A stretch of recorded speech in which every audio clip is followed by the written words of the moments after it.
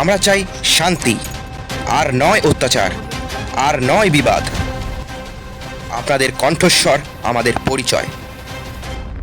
বাংলা খবর মানে বাংলার খবর। নমস্কার, আমি উজ্জ্বল।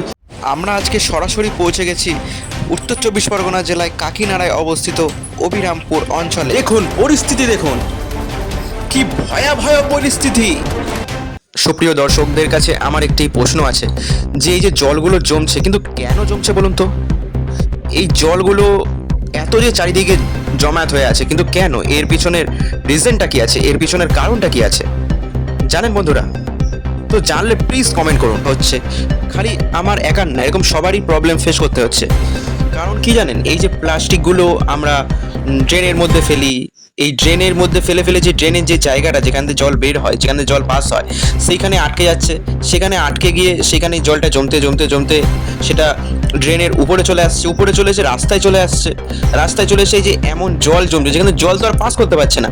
এর জন্য তো দায়ী আমরাই। আমাদের নিজেদেরকে আগে সচেতন হতে হবে।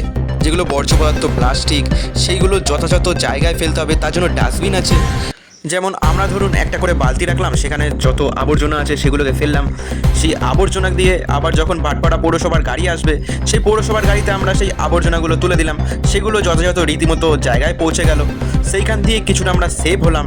এইগুলো যদি একটু সাবধানতা আমরা মেনে চলতে পারি, দেখবেন এই পরবর্তীকালে এই জায়গায় জলটা জমবে না, তাতে সবার অসুবিধাও হবে না। এর জন্য পৌরসভা রীতিমতন কাজ করছে, প্রশাসন চিন্তিত, পৌরসভা চিন্তিত, এর জন্য অনেকেই চিন্তিত। চলুন বন্ধুরা, আজকে আমরা একটি প্রতিজ্ঞা করি যে আজকের পর থেকে আমরা কেউ প্লাস্টিক জাতীয় কোনো জিনিস আমরা ড্রেনে ফেলবো না। দেখবেন এরপর থেকে আমাকে আর এই জলের খবরটা আপনাদের কাছে পৌঁছে দিতে হবে না। দেখবেন তখন এমনি প্রবলেম সলভ হয়ে যাচ্ছে। আমার এবং আপনার মতন মানুষই কিন্তু এটা পারে। ধন্যবাদ। ভিডিওটি ভালো লাগলে চ্যানেলটিকে সাবস্ক্রাইব করে আমাদের পাশে থাকুন।